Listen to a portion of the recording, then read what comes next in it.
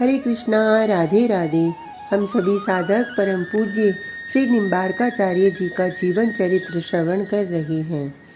सर्वस्य विज्ञान मतो यथार्थकम श्रुति स्मृतिभ्यो निखिलस्य वस्तुनः। आओ निवासाचार्य, मैं तुम्हारी ही प्रतीक्षा कर रहा था।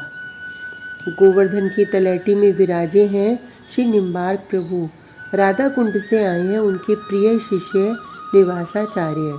श्री निम्बार्क प्रभु को साष्टांग प्रणाम करके चरणों के पास ही बैठ गए थे। कुछ देर मौन ही रहे दोनों। फिर श्री निम्बार्क प्रभु ने पूछा, कैसी साधना चल रही है? आपकी कृपा है भगवान, बहुत संक्षिप्त सा उत्तर दिया। क्या बात है, कुछ पूछना चाहते हो? हाँ भगवान, कुछ जिज्ञासाएं हैं। निवासाचार्य ने हाथ जोड़े।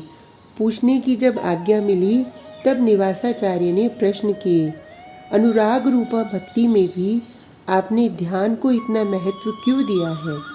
तब श्री निम्बार्क प्रभु मुस्कुराए, बाहरी क्रिया का ज़्यादा महत्व नहीं है, महत्व तो चित्त का है ना निवासाचार्य। ध्यान से ही अव्यक्त भी व्यक्त हो जाता है और चित्त सहज में उसी में रम जाता है।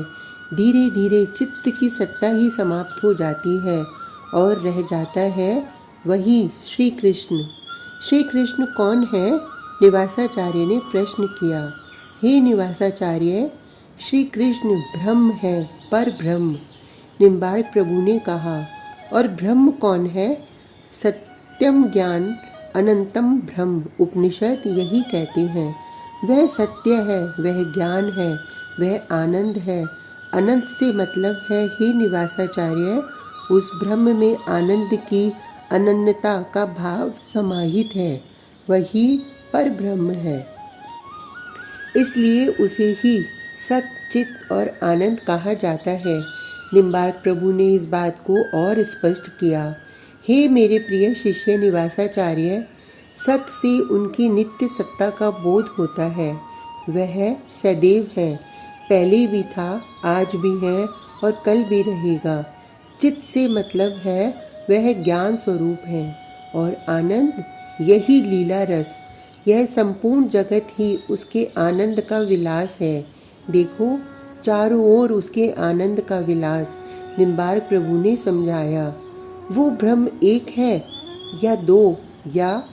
निवासाचार्य ने फिर जिज्ञासा की। वो एक है, वो अद्वैत है, पर लीला के लिए वो दो होता है। दो ही क्यों? निम्बार्क प्रभु ने अपनी आंखें बंद कर ली थीं। वो दो बनता है, फिर तीन, फिर चार। नेत्रों को बंद करके ही ज्ञान दे रहे हैं अपने शिष्य निवासाचार्य को। श्री कृष्ण एक ब्रह्म, पर लीला विलास के लिए उसी ब्रह्म की आह्लादनी शक्ति श्री राधा प्रकट होती है, पर लीला विस्तार के लिए अन्य सहयोगियों की भी जरूरत पड़ती है। तब सखियाँ, पर लीला विलास कहाँ हो? इसके लिए श्री वृंदावन धाम। ये चारों ही नित्य हैं, अखंड है, पर ये सब ब्रह्म ही है, ब्रह्म का ही विस्तार है। संपूर्ण जगत ही कृष्ण रूपी ब्रह्म और उसकी आह्लादनी श्री राधा का ही रास मंडल है। निम्बार्क प्रभु उसी भाव जगत में पहुंच गए थे, पर इसका अनुभव साधारण मनुष्य नहीं कर पाता भगवान। निवासाचार्य ने फिर प्रश्न किया, भगवान बताइए ना, मनुष्य कैसे इस जगत में रहते हुए उस ब्रह्म की लीला का, उसके अनंत काल से चल रहे लीला रस का आस्वादन कर सके? हे निवासाचार्य, यह अनुभव साधना से नहीं प्राप्त होता, ये तो कृपा से ही प्राप्त होता है, श्री निम्बार्क प्रभु ने कहा। पर वो कृपा कैसे प्राप्त होगी? निवासाचार्य का प्रश्न श्रेष्ठ था। अनंत काल से ये मनुष्य भटक रहा है, नाना प्रकार के सुख दुख को भोग रहा है, नाना प्रकार के संस्कार चित्त में अंकित हो रहे हैं। इस चित्त का मार्जन करना आवश्यक है। वो होगा हे निवासाचार्य सत्संग से, संतों के संग से और निरंतर संग, चाहे शास्त्र स्वाध्याय के रूप में हो, सत्संग हो, या गुरु आज्ञा के रूप में या भगवत स्मरण, तब जाकर चित्त रूपी पात्र स्वच्छ होगा, तब कृपा का अनुभव होगा। अपने आप को छोड़ दो कृपा के भरोसे, हे निवासाचार्य, निरंतर उसकी कृपा बरस रही है। देखो, श्री निम्बार्क प्रभु ने कहा। इतना कहकर शांत हो गए थे श्री निम्बार्क प्रभु। कुछ देर बाद फिर बोले, हे निवासाचार्य, मैंने तुमको यहाँ इसलिए बुलाया है कि इस द्वैताद्वैत से सिद्धांत के ऊपर तुम ग्रंथ लिखो, भाष्य लिखो, लोगों को बताओ कि ये अनुरागात्मिक भक्ति वैदिक सिद्धांत से प्रतिपादित है। विद्वानों को बताओ कि मात्र कोरी भावुकता नहीं है ये मार्ग वेदांत सिद्ध और वेद के द्वारा प्रतिपादित मार्ग है।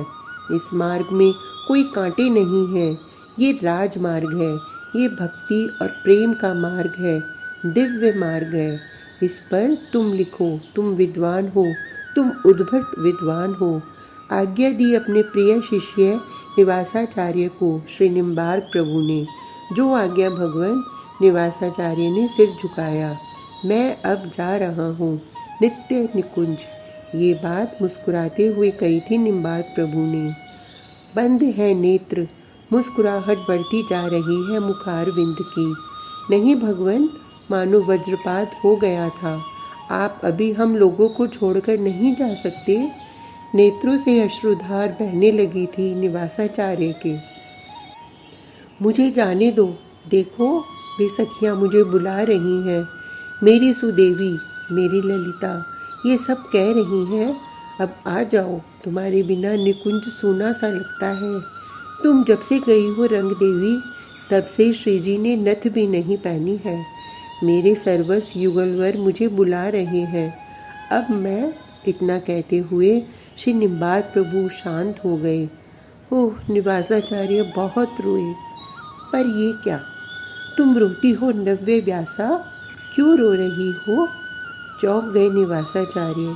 इधर उधर देखा तो सामने खड़ी हैं सुंदर सी नीली साड़ी पहने हुए गौर वर्ण है जिनके देह का। हाँ, मैं रंग देवी। उत्सव मनाओ। पगली, तुम्हारा निकुंज में नाम होगा नव्य भाषा सखी। तुम जल देने की सेवा करना। निकुंज में प्रवेश मिलने पर भला कोई रोता है? उत्सव होना चाहिए, महामहोत्सव होना चाहिए पगली। नव्य भाषा। श्री रंग देवी जू ने इतना ही कहा और अंतर्ध्यान हो गईं। श्री निवासाचार्य जी ने साष्टांग प्रणाम किया।